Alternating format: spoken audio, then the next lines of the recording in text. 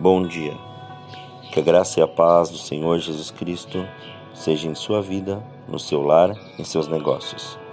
Quero agradecer a Deus por permitir entregarmos nossas primícias a Ele e juntos desfrutarmos de mais um dia dessa palavra que se encontra no livro de Atos dos Apóstolos, capítulo 17, versículos 16 a 25, que diz: Enquanto Paulo os esperava em Atenas, ficou indignado ao ver a cidade tão entregue à idolatria, de modo que discutia na sinagoga com os judeus e os gregos piedosos, e todos os dias na praça com os que ali chegavam.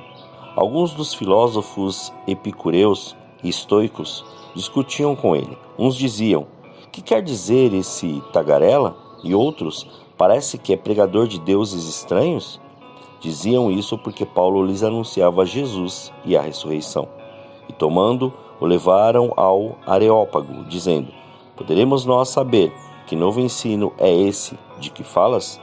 Coisas estranhas nos trazes aos ouvidos, e queremos saber o que vem a ser isto.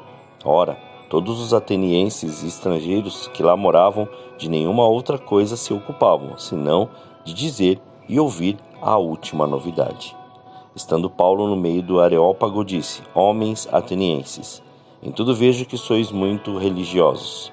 Pois, passando eu e vendo os vossos santuários, achei também um altar em que estava escrito: Ao Deus desconhecido. Ora, esse é que vos adorais sem conhecer, é o que eu vos anuncio. O Deus que fez o mundo e tudo o que nele há, sendo ele Senhor do céu e da terra, não habita em templos feitos por mãos de homens, tampouco é servido por mãos de homens, como que necessitando de alguma coisa, porque ele mesmo é quem dá a todos a vida e a respiração e todas as coisas. Ao meditar sobre este texto, o Senhor me levou à seguinte pergunta e questionamento: nem tudo o que você vê realmente é o que aparenta ser. Vivemos em um período que estamos evidenciando as coisas mais que o Criador, as palavras mais que as atitudes. Em relação a isso, se faz uma outra pergunta: como estamos vivendo? De momentos ou constantes no propósito? O ser humano é constantemente impulsionado em acreditar e aceitar como filosofia de vida aquilo que vê ou o que ouve dizer. Uma grande parte do povo está no Evangelho em função daquilo que viram ou daquilo que ouviram, ou em virtude de experiências que viveram em situações isoladas e continuam indo para a igreja em busca das mesmas experiências. É fácil identificar os que estão no Evangelho ou os que vivem no Evangelho. Portanto, vamos denominar estas pessoas como momentâneas ou instáveis, que estão em busca de um momento com um Deus sem relacionamento, ou os convertidos, constantes, os que têm relacionamento com Cristo e, consequentemente, com o Evangelho. As pessoas momentâneas são facilmente influenciadas por aquilo que vê ou ouvem no mundo físico, ou seja, o material. Essas pessoas sofrem sem perder influência do mundo espiritual, quando por fim acabam se tornando marionetes do enganador, ou seja, do diabo. Portanto, as pessoas momentâneas são vítimas do engano, pois não conheceram Jesus. Mas temos que evidenciar aquilo que está descrito na palavra no Evangelho segundo João, capítulo 8, versículo 32, que diz: Conhecereis a verdade, e a verdade vos libertará. A verdade é Jesus, pois ele é o caminho, a verdade e a vida. Entretanto, o mesmo Jesus não poderá libertar se você não conhecê-lo. Como vemos descrito no livro de Oséias, capítulo 4, versículo 6, na parte A. O meu povo perece por falta de conhecimento. Observe o propósito de Deus em relação a Eva, descrito no livro de Gênesis, capítulo 2, versículo 18. E disse o Senhor Deus: não é bom que o homem esteja só, far-lhe-ei uma ajudadora idônea para ele. Fica evidente que o plano de Deus para a mulher fosse uma força a mais, aquilo que correspondesse ao propósito. Satanás usa o corpo da serpente para influenciar Eva para cometer o pecado e desobedecer à ordem dada pelo Senhor. Atraente, desejável e agradável aos olhos, assim chegou a informação através dos olhos de Eva em relação ao fruto que não deveria comer. Após o intento do diabo, a própria Eva abre espaço, dá uma brecha e passa a ser agente influenciador em relação à vida do homem, no caso, seu marido Adão. Da mesma forma que Satanás utiliza o corpo da serpente, faz em relação ao corpo da mulher. Conhecemos então a condição espiritual de Eva, momentânea. Em seguida descobrimos que o próprio Adão também sofria do mesmo problema, momentâneo. Uma das principais armas de Satanás é a pessoa momentânea. Ele utiliza dessas pessoas para fazer com que ela seja influenciada por outras pessoas a cometer o pecado da desobediência.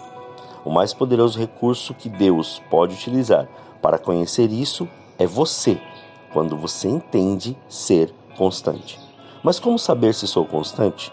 Primeiro temos que entender que não existem dois termos. Não podemos utilizar o verbo estar para caracterizar nossa constância no Senhor. O constante é conhecido através do verbo ser. Não se diz eu estou constante, mas sim eu sou constante. O verbo estar é momentâneo, o verbo ser é consolidado. Por isso, Pedro foi orientado por Jesus após ter andado com ele durante mais de 3 anos, vendo milagres feitos pelo Mestre, ter vivido algum momento sobre estes milagres, vivenciar, viver, tocar e ainda andar pelas águas.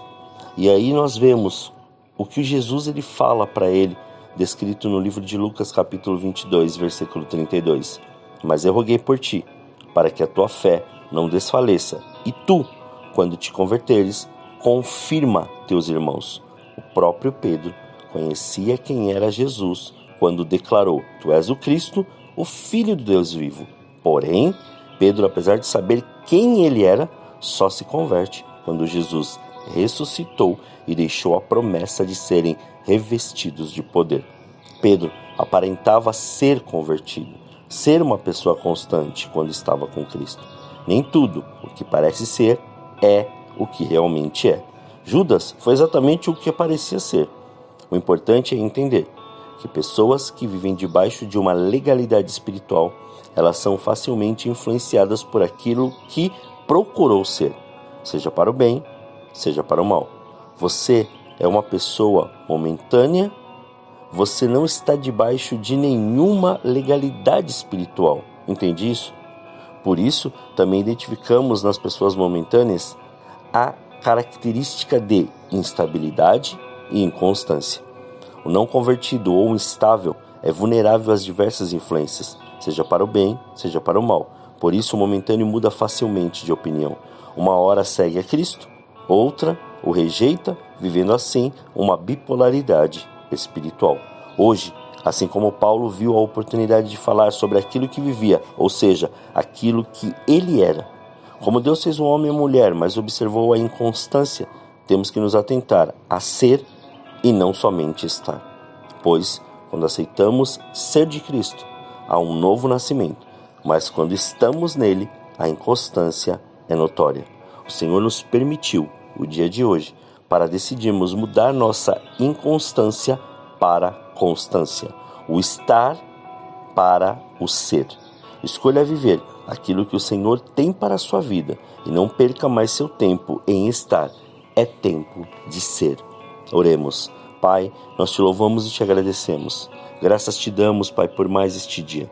Obrigado pela oportunidade que o Senhor nos deu e que o Senhor nos dá de viver, Senhor, e também de entregar as nossas primícias, estas primeiras horas a Ti, de poder, Senhor, enxergar hoje da maneira que o Senhor assim o quer em nós, não da maneira que nós achamos, ou da maneira que nós identificamos, ou da maneira que as pessoas querem que a gente faça ou que nós sejamos. Mas, Pai, nós somos gratos a Ti, porque em cada momento o Senhor tem nos mostrado, revelado e dito aquilo que nós temos que fazer. Então, Pai, Desde já, quebra, Pai, todo impedimento, quebra todos os grilhões, as algemas, as amarras, quebra, Senhor, todo tipo, Pai, de impedimento, e que em nome de Jesus, tudo aquilo, Senhor, tudo aquilo que vier, Pai, para poder dizer contrário, aquilo que o Senhor está nos mostrando, aquilo que é revelado através da sua palavra, aquilo que o Espírito Santo de Deus está, Senhor, revelando e nos mostrando, Pai, que seja, Pai, lançado fora das nossas vidas. Nós não aceitamos, Pai, nenhum tipo de condição que não seja a sua vontade. Portanto, permaneça-nos, Pai. Faça com que nós permanecemos, ó Senhor, constantes diante daquilo que foi proposto para nós até a sua vinda, até os nossos dias, até, Pai, a sua volta. Somos gratos a Ti, Senhor. Muito obrigado, Pai. Assim nós oramos, agradecidos, em nome de Jesus. Amém. Que você tenha um dia abençoado na presença do Senhor. E quem vos fala é o pastor Leandro Araújo, da Igreja Apostólica Caminho de São Paulo, capital. Deus te abençoe grandemente.